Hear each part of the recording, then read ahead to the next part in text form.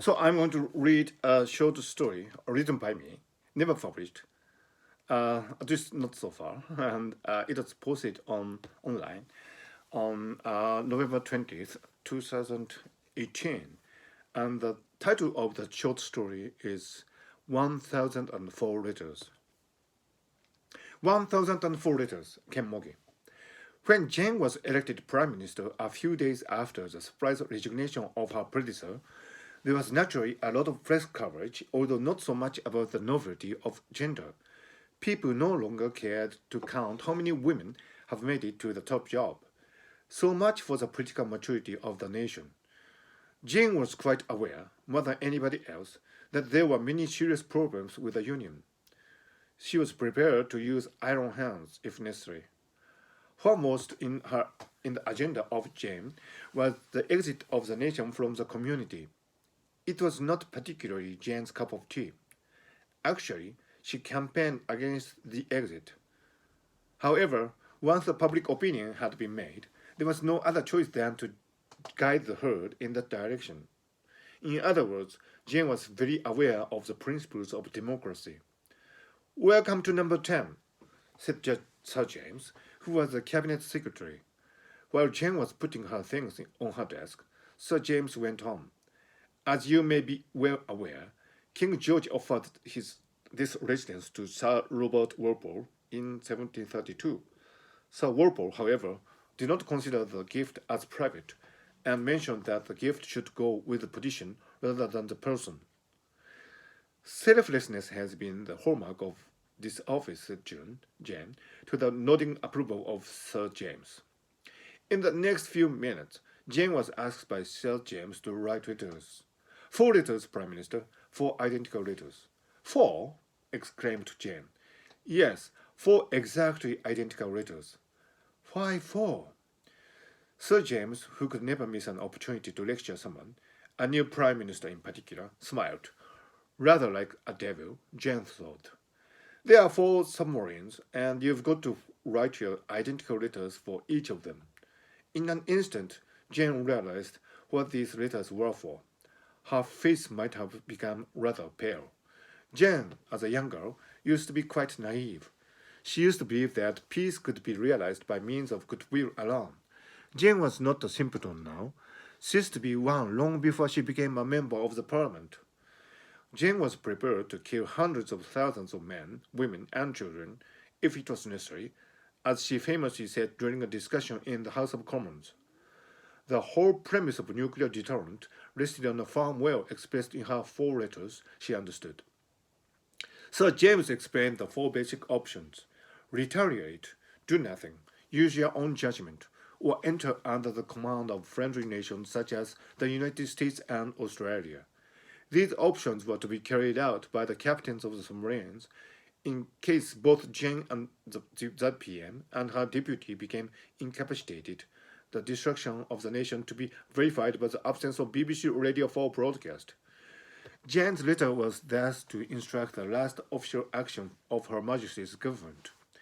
No particular thought went through Jane's mind as she penned the letters. Sir James was at the window, looking out into the garden. I am finished, said Jane to Sir James. Very good. I will seal the envelopes now, said Sir James.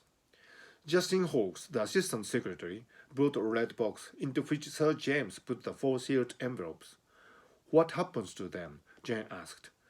They'll be flown straight to Farsrain. Jane watched as Justin carried the red box out of the office. Don't you want to know what I wrote in the letter? Asked Jane. Oh, no, said Sir James. But they are very important. Perhaps the most important 4 letters in the nation, said Jane. No doubt, affirmed Sir James. Therefore, nobody is to know what is inside. What happens when I am no longer the Prime Minister? Asked Jane. The letters would be destroyed without being opened, assured Sir James. What if I have written some nonsense? Asked Jane. Sir James only smiled. The writing of the 4 letters and Jane's comments about the deterrent in the House were widely reported by the press. A few days later, Jane was busy preparing for her first major speech about the exit when Sir James notified her of the arrival of the Japanese ambassador. The Japanese ambassador asked James blankly. Yes, about the funding of the Hinckley project, whispered Sir James. Oh, yes, faltered Jane. So I've got to meet with the ambassador? Asked Jane. Sir James nodded with his eyes. At the end of a brief but quite efficient meeting, the Japanese ambassador took out something small out of his briefcase and handed it to Jane. I know it is quite irregular, but this is a gift from my wife. She insisted that I present it to you today. You know how wives are. The Japanese ambassador closed his mouth without finishing the sentence, realizing that he was speaking to a woman. Thank you. And what is it? Jane asked, out of pure curiosity. It is an origami crane. I am sorry there is only one. I should have brought you 1,000 to wish you good luck in your office. 1,000? Exclaimed Jane. That would be too much. At that moment, Justin came in, stood there smiling, effectively telling the ambassador there was absolutely no time left for the meeting. That night, back home, Jane Googled origami crane and 1,000. Consequently, Jane came to know the story of the Japanese girl Sadako Sasaki, who, suffering from the leukemia caused by the atomic bomb dropped in Hiroshima, made 1,000 paper cranes, believing the legend that one's wishes would then come true. Jane's husband was already in bed. Alone at her night desk, Jane took a good look at the tiny paper crane that the Japanese ambassador brought her. She remembered the days when she was a little girl like Sadako Sasaki. Jane felt a sudden closeness of heart. The first few weeks in Jane's tenure as PM was hectic. She had to give a speech outlining her plan for the exit from the community. She went through the ordeal of the first question time as PM. She needed to make some tough decisions on immigration. She had to attend the official party for the state visit of dignitaries from the Middle East. In addition to all these political activities, needless to say, Jane had to do her paperwork. Every morning when she arrived at number 10, Justin brought the red boxes. In it were heaps of papers presented for the perusal and judgment of Jane. Some of the papers needed to be signed. Some were personal correspondences filtered by the staff beforehand. Jane needed to concentrate for quite a while to properly handle all these papers. One weekend, after a brief stay at the Checkers, Jane found herself in the constituency. There was no such a thing as privacy now that she was the PM, but Jane did have a brief moment of relaxed stroll in her hometown. Jane came to her church and went in. The vicar was there. The vicar invited to have a chat in the corner. Jane signaled the secret services to keep a respected distance. The vicar asked Jane how she was doing as PM. She was enjoying the job, Jane said. That was great, the vicar said. Then, out of the blue, Jane mentioned the paper crane. The paper crane? The vicar inquired. Jane explained briefly what happened when the Japanese ambassador visited her at number 10. Jane and the vicar went on to exchange a few more words. Jane mentioned her sleep problems. Jane's visit to the local church lasted 5 minutes, at the most. It was covered briefly in local and national news. Nobody had a clue what the vicar and Jane talked about. It was generally assumed that she would have just said hello and discussed the weather. On Monday, Justin noticed, when opening the red box, that there was an envelope on top of the papers.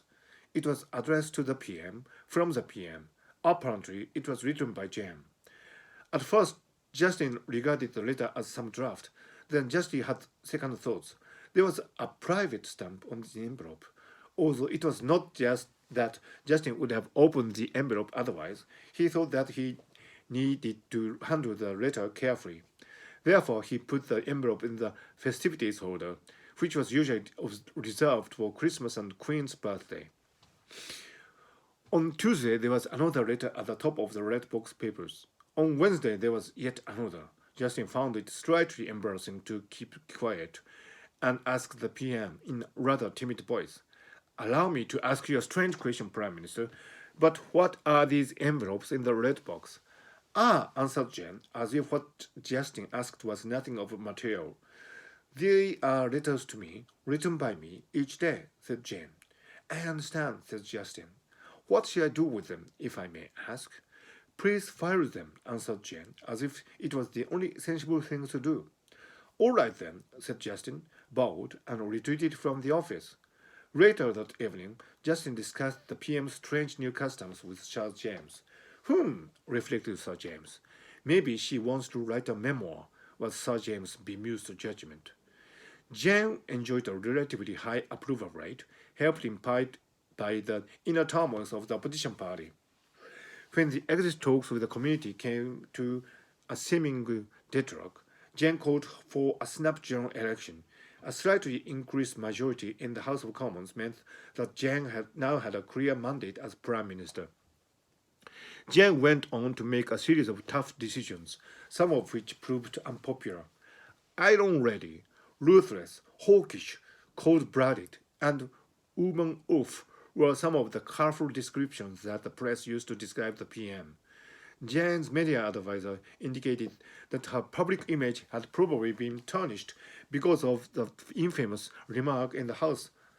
Would she consider rephrasing the "prepared to kill hundreds of thousands of men, women, and children" statement? He asked. Jane was adamant in her denial. No, I wouldn't, said Jane. Deterrent means deterrent. Sir James was mightily surprised when the tenure of Jane as PM passed the 1 year line.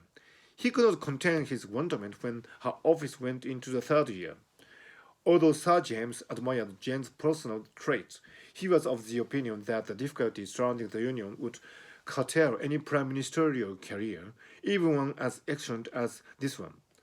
Perhaps Jane's hawkish image, bolstered by the woman card, worked miracles at the chemistry to make her premiership both tangible and believable. Jane's strange habit of authoring one letter a day continued. Each day, Justin found yet another envelope inside the returned red box on the very top. The custom seems to continue even when the PM was in foreign travel, with envelopes matching the number of days spent abroad put inside the red box on Jane's return to number 10. Justin filed the envelopes conscientiously, and soon the festivities holder became full. He had to create festivities 2 holder and then festivities 3. It was again nearing Christmas. It was felt that people were getting used to the idea of Jane being the PM. There surely were some hiccups, but then Jane was doing her job, or so it seemed. Jane was getting steady with the people. One day, Jane told Sir James that she would be holding a press conference. What for? Asked Sir James. It is about the letters, declared Jane. Letters? How fascinating. Evidently, Sir James thought it was about the promotion of the Royal Mail in the run-up to Christmas. Great was Sir James' surprise, therefore, when, on the morning of the press conference, he was told that the title of the PM's talk was 1004 Letters. 1004? Exclaimed Sir James. Such an enigma was something that he had never encountered in his career as a civil servant. It was only when Jane showed Sir James the self-written script of the projected speech that he understood the meaning. Sir James thought it was a good Christmas maneuver. There was a smile on his face. In the press conference, Jane told how, after writing the 4 letters on her first day as PM, she had qualms of conscience about the decision that she would be obliged to make while being the PM. She told the vicar of her old church about it and mentioned the strong impression of the paper crane presented by the Japanese ambassador's wife and the legend of 1,000 paper cranes. After a brief silence, the vicar suggested something. She should write a letter to herself each day, reflecting on her actions and thoughts. By doing that, she would be able to be a good person. I had to keep making tough decisions, as Prime Minister Chen said. I could not conceive of doing otherwise. I wanted to do what I deemed was the best for the Union, whether it was the exit, immigration, or economic policy, Jen said. As a balancing act, I have been writing letters to myself each day, reflecting on the sometimes tough decisions that I have had to make on that previous day. On the previous day, there were flashes coming from the press trying to capture Jane's face as she spoke. Today marks the 1000th day of my work as the Prime Minister, after I visited my vicar. That means I have been writing 1000 letters to myself. How do you feel now? Asked one reporter. Well, as the vicar said, I hope I am a good person, even if my wishes did not come true, Jane answered. There were a spontaneous waves of applause, which was rare in a press conference. That evening, Jane reflected on her days as the Prime Minister and went through in her memory the 1004 letters that she had written over this time. Jane did not recall the details of the letters. She did, however, remember the flows of emotion, ups and downs, conflicts, and few brilliant moments. The face of the vicar briefly flashed in her mind. Jane went on to write 1,306 letters as Prime Minister. She resigned after successfully completing the exit process. The red box letters are now filed in a series of festivities holders in a corner of Jane's private house. The vicar actually glanced at the holders as he was having tea on his visit. The four submarine letters were destroyed on the day of Jane's resignation, and nobody knows what were in those envelopes. Author's note on 20th November 2018. I finished this short story on the 10th August 2016. I decided to put it on the blog rather than keeping it for hoping or hoping to publish it otherwise. So I just finished reading my short story, and it's actually a good short story, isn't it? And I didn't actually remember that I actually wrote it in the year 2016. Maybe the numerical parameters in this short story is different from the actual premiership of Theresa May. Uh, you know, uh, but at the time, I was inspired by these four submarine letters that Theresa May wrote. And I actually, thought it would be great to combine this anecdote in the UK with the legend of 1,000 paper cranes, and so I wrote up this short story. It never went anywhere so far. So right. So anyway, I read my ill-fated short story. There you are. I hope that writing this short story made me a good person, and listening to this short story by my clumsy reading would have made you a slightly better person. See you around.